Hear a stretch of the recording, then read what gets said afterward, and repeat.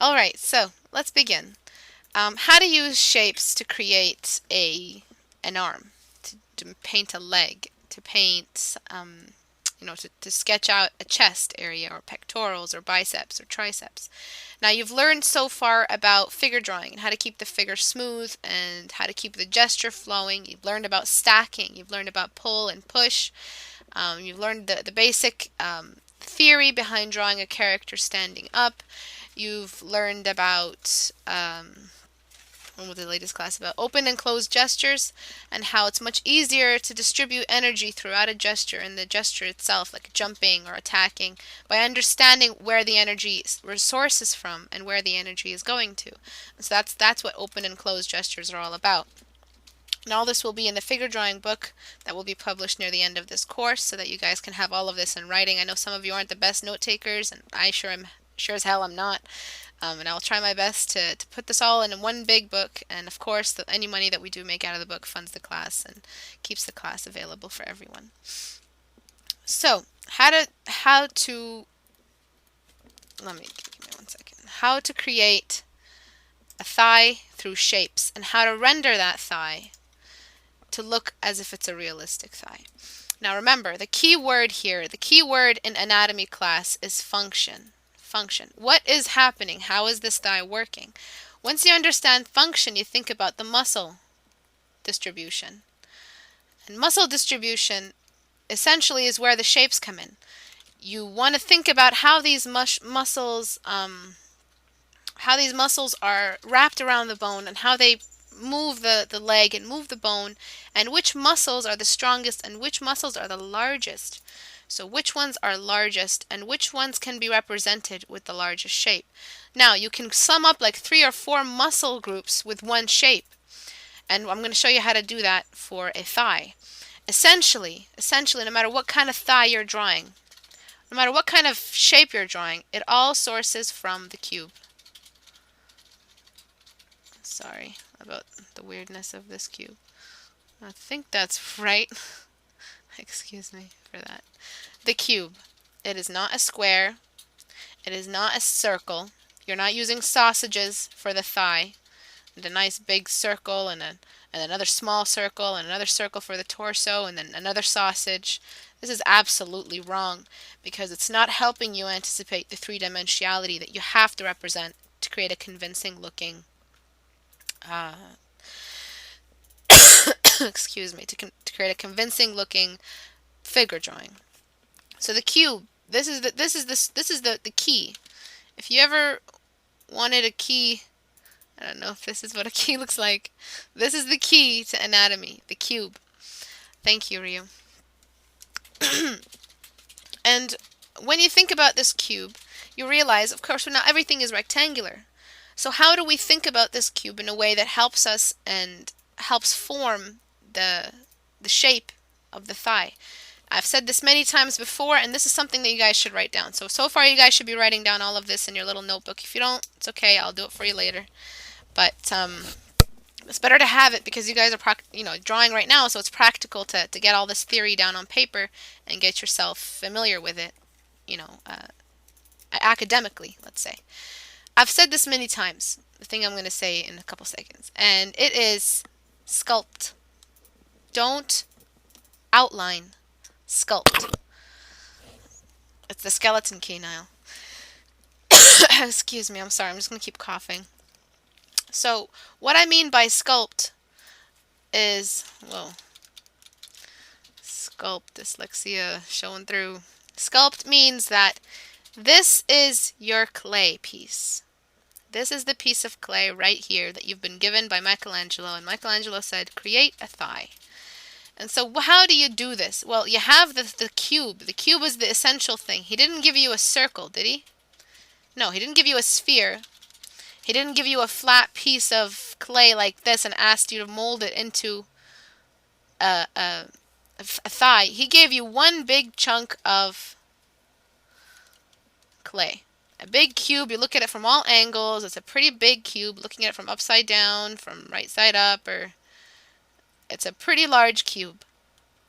And it's filled with clay. And the key is to sculpt. So how do you bring out the thigh? There's a thigh in here somewhere, and we need to bring this thigh out. How do we bring that thigh out with this clay? You sculpt it. How do you do that? You think in the three-dimensional way and preserve the z-axis. That's it. As long as your own custom shape-making process preserves the z-axis, and I'll show you what that is in a second, your shape-making process can be exclusive to you. You can use stars for all I know. You can use, I don't know, a cup or any kind of shape to help you create it. Essentially, we don't have that many shapes in theory, in math and geometry. We just have the one powerful shape that is used in buildings, that is used in all kinds of architecture, which is the cube, the rectangle, anything that has all four sides and has the z-axis attached to it. Yes, Simlate, it will be saved. It will be uploaded on YouTube. Excuse me.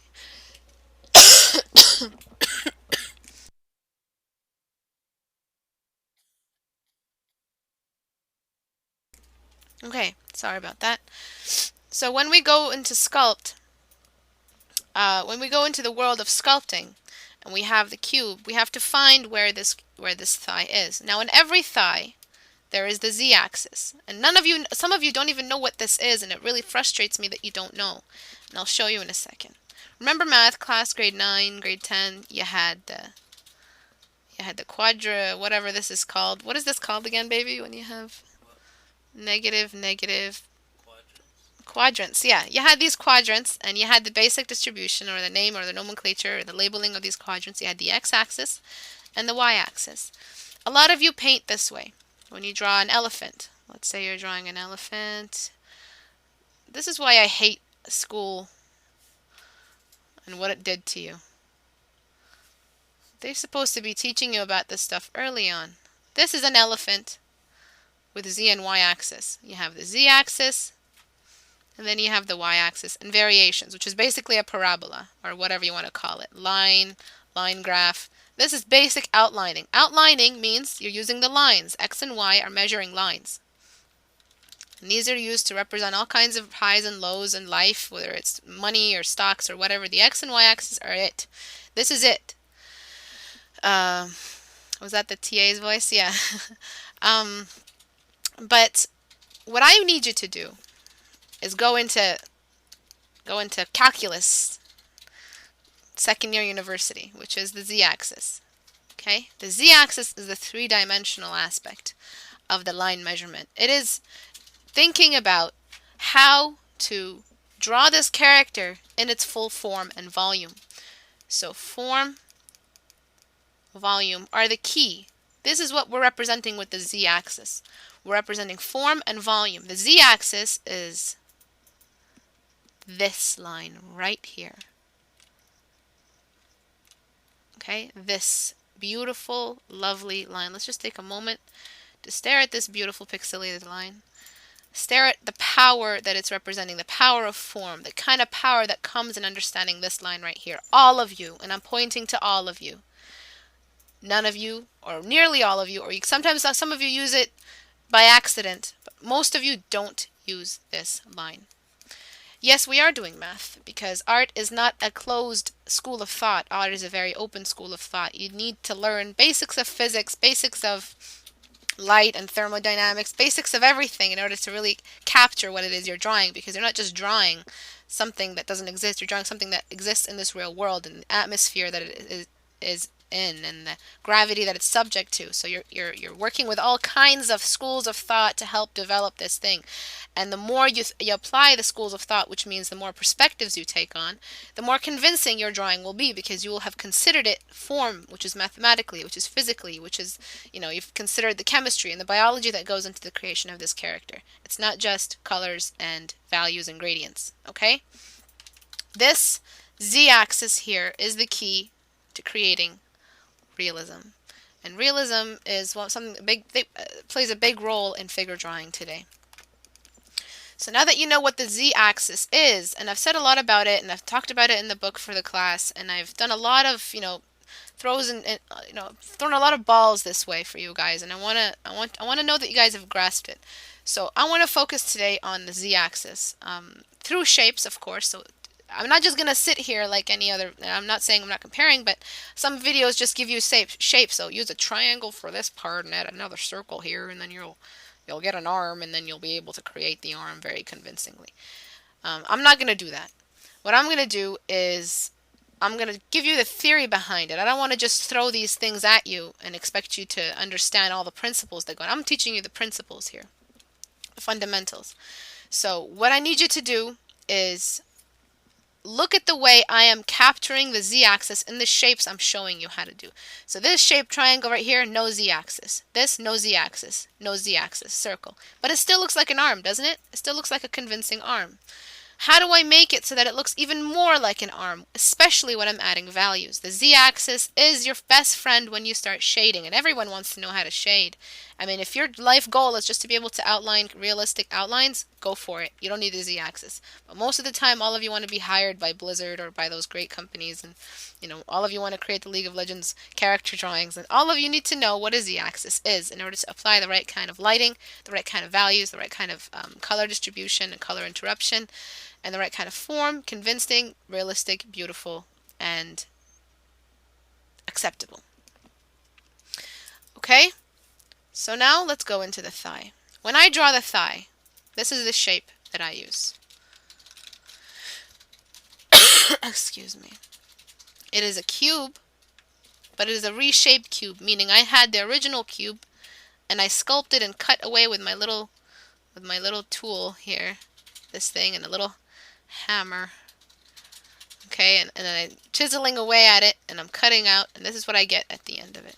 This is still a cube, but now it is more in the shape or the function of the muscle structures that come with the biology of the human being or the human skeleton, and how muscles wrap around that skeleton. So you see all of this, all of the thought process right now, all of these last, I don't know, 15, 20 minutes that I've been talking, or less than that, have just to summarize what it is to have a thigh, what it is to create a thigh, to draw a thigh. A lot of people think that it's just a couple of shapes. Some people just do this. Some people do this. With overweight characters, some people just do this. And this is not right. All of this just goes into the simplification of the muscles of the thigh. Now, there are other shapes in the thigh that you guys have to throw in there, meaning that there is the major muscle, which is the muscle that goes around here. This muscle is technically flat, but the way fat builds around it forms it into a 3D subject. And so we get another 3D object, meaning we had the cube, chiseled away at the cube, until we had a convincing looking cube kind of muscle. So this is the z-axis right here. This is the z-axis. Z, Y, and Z, which is this here. And this muscle jumps over on here. And the way to measure the rise and lows, or highs and lows, of your thigh is to think about the grid lines. Grid lines are another way to measure the z-axis and know where the z-axis is when you're shading. Grid lines are like, the lines on a map. They show you the highs and lows, the altitude, the longitude. And these, if you apply them, and they work a lot in three-dimensional art and 3D modeling, all of these go into understanding where the highs and lows of the thigh area are. So this is the Z and Y on top of the X and Y on top of the Z. Oopsie, sorry. And this is all something I want you to understand. And when you erase this down, you erase all these grid lines down, try to get all the roughs out of the way. And with just this muscle, we've created a convincing looking thigh. We know this area of the thigh here. This is not the end of this is the inside of the thigh. So we know that there's a muscle here that shows the inside of the thigh. Crotch area, convincing looking thigh. And then this is the knee. That muscle wraps over the knee. And then we jump into the lower leg. Do you see how all of this goes into creating a thigh that looks like this versus doing that? And a lot of you do that. And that's not something good. Excuse me. So what the point of this class is, I can't give you a specific set of shapes to use.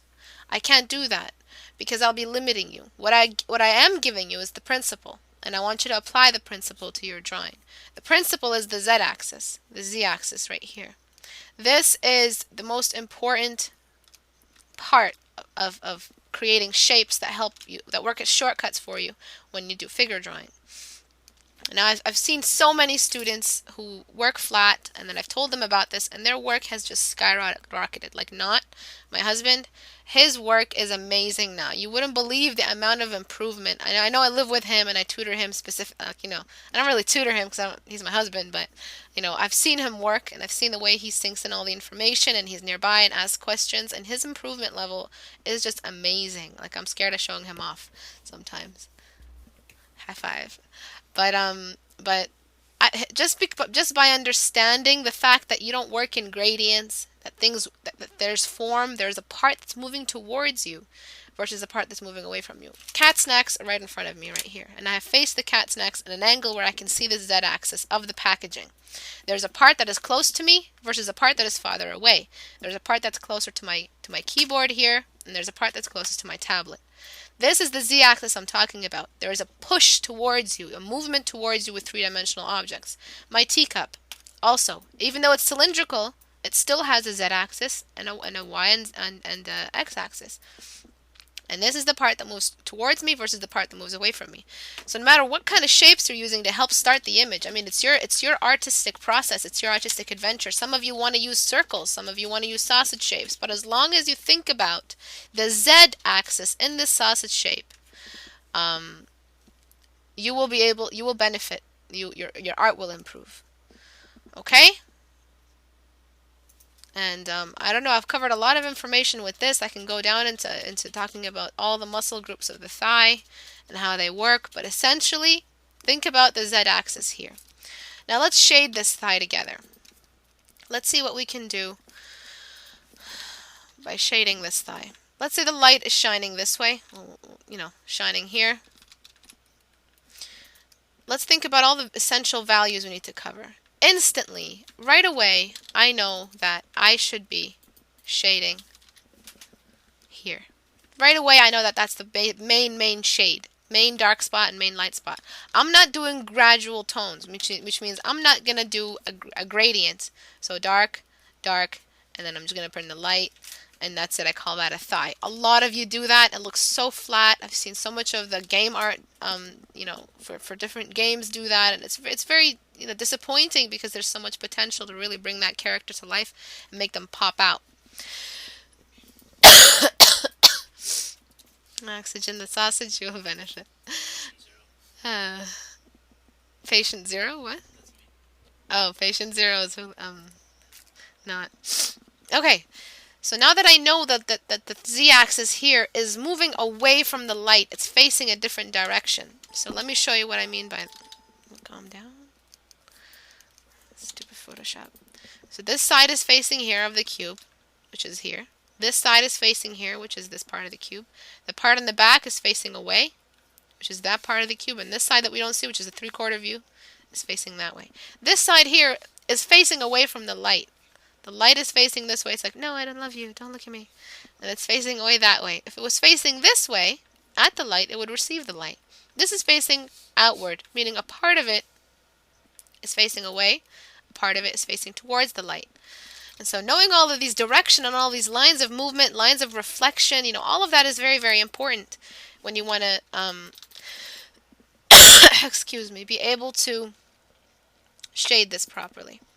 So a part of it I know is facing away. This muscle group here, remember this muscle group? How I showed you it's 3D? A part of it is facing away from the light. What the heck was that?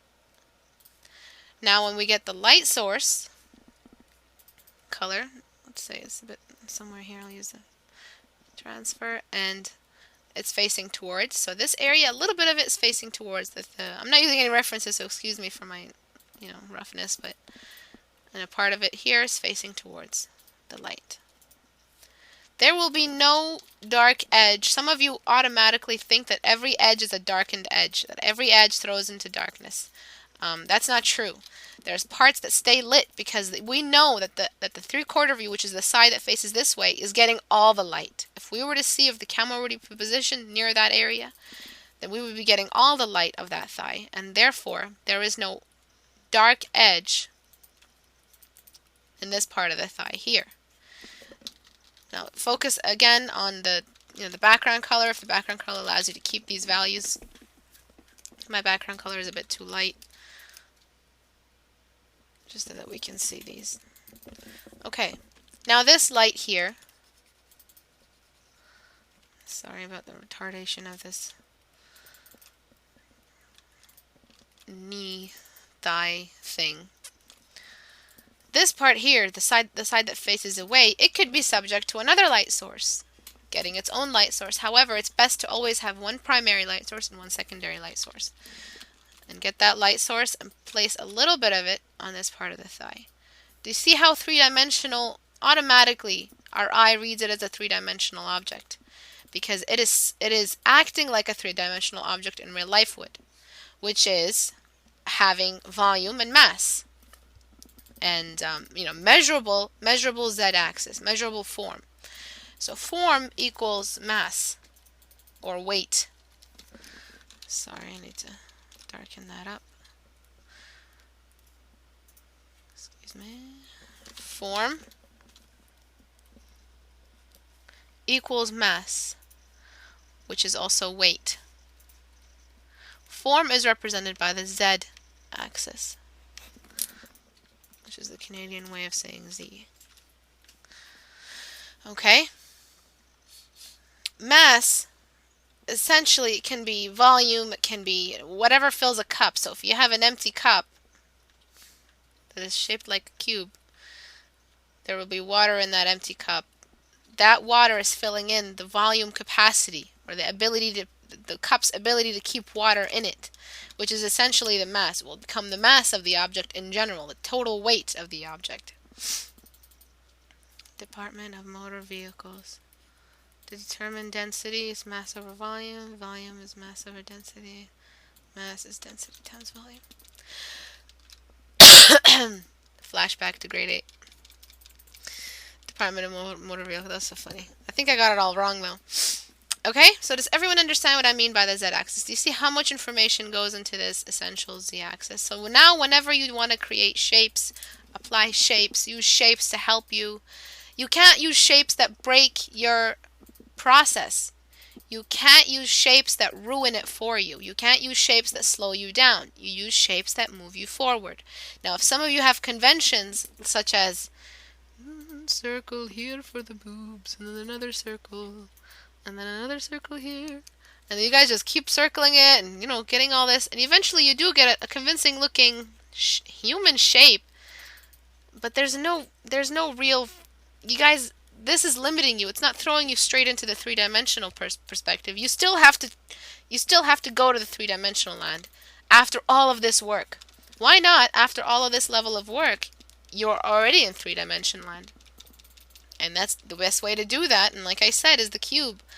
I can sit here for hours showing you the best ways to make an arm with the best shapes, but all I can say is the best shape is the cube. And this is why one of the artists here that asked me, what's the best way I can make shapes? I can use shapes. What's the best shapes to use? How can I become a better artist? How can I create more form? I said draw everything from now on for the next month or however long you want in cubes. See how you benefit from it. You build, as artists we use our right side or whatever side it is, the creative side, which is the lines and the curves. No measurements, no real visualization of the actual measurement and the physical distribution of form through the object. I want you guys to start thinking like that, actually. I want you to start becoming more mathematical, more anal that way. And it's really very important to do that, because when you think in a three-dimensional way, you are drawing three-dimensional objects. I mean, what are you drawing anyway if it's not three-dimensional realistic objects? Unless you're an abstract painter and everything you do has to be flat, like a Picasso painting, then work three-dimensionally. And the Picasso speech, as I say again, is Picasso didn't start breaking the rules until he learned them. He learned all the three-dimensional rules. He learned about mass and weight and lighting and different kinds of realistic fundamentals of art. Yes, anal as in focused on, not in details, but form and subjects like that. And he didn't break the rules until he learned them. And when he learned the rules, he knew how to break them. So I can't ask you guys or forgive you. I'm not going to forgive you if you give me a flat piece of work. Because the reason why I'm not going to forgive you for it is because I know you don't know enough yet to break that rule. I know you don't know enough, you're not professional enough yet in that. None of us are there yet. I mean, maybe Sid Mead is. He's chosen to break a couple of rules. And his style is very conscious. It's a conscious style. It's not accidental. They choose for their art to look like that. But we're not yet that professional. We're not yet that experienced. So we don't know where to break the rules. If we want to break rules, probably break the wrong rule. And the first rule to learn is the three-dimensional rule, which is the z-axis in your drawings, the part that moves away from you. When I realized that as an artist, and no one ever taught me this, and it was very frustrating because my art looked flat all the way up until I was like 20. And when I realized this is when I started teaching you, like maybe a year after before I started teaching, I realized this. And I was looking at a drawing, a really professional looking art piece of work on DeviantArt, or I don't know where I was looking at it. And I saw the way the artist lit the side of the female body. So it was like a crazy warrior chick. And I saw the way he was lighting this part up only. And this part stayed in shadows. And I was like, why did he choose that edge? And I remember Peter Moorbacher was, Peter Moorbach. He was streaming, and I asked him, hey Peter, how do you put that light there? How do you know where to make the light end? And I don't remember if his answer was sufficient enough for me to learn it, but he said, oh, well, I just think about the lighting and where the shadow goes. And I said, oh my God, that's not enough for me. So I looked at it and I said, ding, like something just popped in my mind. And I said, wait, in every body, in everything, there's a part that moves away from me. That part faces somewhere else. It doesn't face me. And that's when I had my revelation. I no longer thought that every part of the drawing faces me. I started realizing that there are parts of the drawing that face away from me, that face towards something else in the image. And that's when the image became real. That's when the image had its own sense of gravity, its own form, its own space. Every canvas has a space in it. Imagine it's like a window into another world. That world still has three-dimensional objects in it, still has gravity, still has atmosphere, still has all kinds of the rules of physics that we have in this world. They're in that world. And all you do is have to show that. And so when I realized the way he drew that female side here, I realized, holy crap, this guy's got his own real dimension in this. This looks like it's a window into another drawing. And that's when you know you've succeeded. And a lot of games today, work three-dimensionally, 3D development, and a lot of shows are starting to become 3D. A lot of movies are 3D developed, computer simulated, whatever. And it's sort of desensitized us to the power of creating something that looks like it's from another world, that has gravity and physics and all of that. I want you guys to think like that. And I've said this many times. Sculpt. Think like a 3D modeler. If you can, don't be afraid. I know it's scary to jump into the 3D world, to download Maya or whatever it is you end up buying, and look at all those different gadgets and all that crazy shit on your dashboard and all the screens in there, and you guys get scared. But I swear to God, if you take like a month maybe just looking at videos, even just looking at the way look at the stream, look at someone's 3D development process of a landscape or a character on ZBrush or whatever, and look at the way that they are developing and sculpting. That's the key word. Now everyone close your eyes and listen to the way I say the word sculpting. Sculpting is the key to this. Sculpting is when you start forcing yourself to think three-dimensionally. You're not guessing, exactly. You're not guessing your way through it. You're not finishing like I showed you with the sausages. You're not finishing the whole image with a 3D subject that doesn't even help you. It's not even, I mean, a shape that doesn't even help you. This is not three-dimensional anyway. You have to imagine the three-dimensionality, and it's not even helping you. Why not choose a shape, again, that already anticipates the three-dimensionality of this? And think of the way that shape doesn't have to remain cubed. It doesn't have to remain a perfect square cube. You can change it to look more triangular, like I showed you with the thighs. The thighs look a little bit more triangular or more cut near the end. And automatically, with just a couple lines, you've already anticipated the three-dimensional object. So how do you make shapes? And what shapes? So Istebrak, what are the best shapes to use for figure drawing? I've understood open and closed gestures. I've understood the pull and push, gravity, the science of a standing character versus the science of a sitting character, energy distribution, convincing pull and push of fat versus muscle. I've understood the gesture drawing and the skeleton comes first. I've understood all of that. But now what shapes do I use, Istebrak? What shapes do I do? And what I say to you now is the cube. All you need is the cube. The cube is like malleable. You can change it. It's a piece of clay.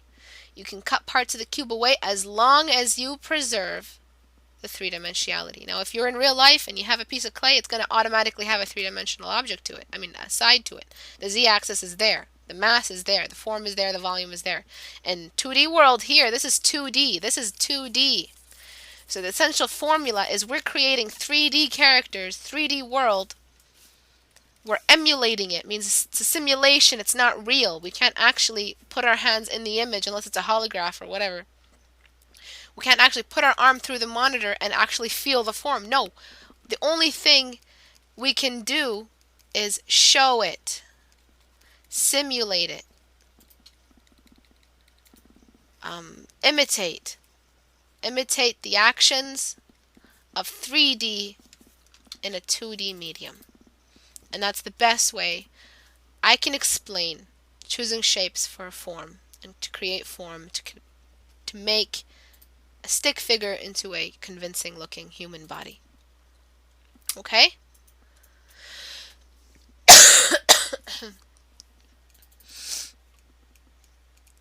That's really amazing, Jacob. Yes, I've heard of that. What he said was just finished reading a book where the artist was actually sculpting key character elements for what he wanted to paint, to use as reference with different light sources in his drawing. That is an amazing process. I've seen a lot of people do that. Michelangelo did it 3 ways. He sketched, I believe, then he sculpted, and then he sketched again, and then he created the image. And it's crazy to think about that whole process. And some of you are like, oh my god, that's going to take all my time. But you guys can't think like that. You have to think in a way where you're applying the schools of thought in there. And no, you don't have to go study physics. No, you don't have to go study biology and chemistry. I didn't do any of that. I studied physics a little bit. But all you need to do is the cube. You need to think about the cube, and the cube will do all of that for you. All I need you to do is understand the cube, the fact that it's moving away. And that's pretty much it for this whole blurb here I have about, 2D into 3D into 2D world. And of course, like Nat said, practice, practice, practice. The more you expose yourself to the practice, the more you will learn, and the more you will be familiar with the practice, which means faster. Faster is a side effect. Faster isn't the principle. This is not me teaching you how to finish your drawing faster. This is me teaching you a principle that simplifies the process. Automatically, through simplification, the process is sped up. But sped up is a reaction. If you're going to take 3 days to draw a thigh, by all means, take your freaking time. I don't mind. I want to see you've taken that long to create one thigh. Because it means the more you expose yourself, imagine learning as the sun. The more you expose yourself to the sun, the more radiation, the more chance you might get skin cancer. And that's not a joke at all, but the more sunburnt you will be. So the more you expose yourself to the learning process, the more you will learn, the more you will get, the more you will receive.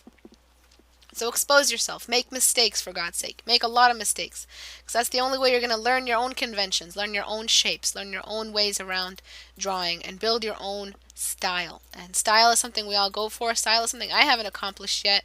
Some of you think I might have accomplished it just by looking at my gallery, or another artist might think that they have a style, but style, I don't think style can be achieved until later on, when you guys really have demonstrated a sense of understanding for the fundamentals. And it's a side effect as well. When you break the rules, decide which rules to break. And you cannot break rules without being informed of these rules first. The cube aspect is essentially the only thing you need. The cube that's it. The circle, unless you're drawing, even for a head you need a cube, because there's a part that moves away from you. The cube is a beautiful thing. It has made the difference. A lot of understanding went into the cube. If you guys search up the history of it and the mathematics and the kind of mathematics that go into measuring the power or the form that the cube represents. It is something that is researched still today. It is used in all kinds of frontiers in science, from architecture to building, and this is because the cube is the essential perfect 3D shape, energy distributed through an object. And we all need energy to be able to distribute through us, because if we jump off a ledge and we land on our thighs, the cube structure of our legs, the fact that they're not paper thin, means that we can support the pressure or the force of meeting the ground with our legs. And we bend and our muscles support it, and our muscles distribute the weight, and we leave a little mark on the ground after we jumped, because the force went back down with our weight and the structure of our cube-like form. So thinking like that will help you take a step back and just represent that simplified 3D structure in any figure drawing. To me, this is a very important part, yes, but this is not the most important part for me in figure drawing. Figure drawing, the most important part for me is the first 10 seconds of a figure drawing, which is the gesture, the fluidity, the direction, the open and closed distribution of energy, which is open and closed gestures. Those are all very important to me in figure drawing. And don't underestimate the power of those things, because they will also, you can draw a perfect cube, but you won't know where to put the cube. You don't know where to put these shapes. You don't know where to put these muscles. So when you have the lines ready for you, planning out the image, you will know where to place these three-dimensional subjects.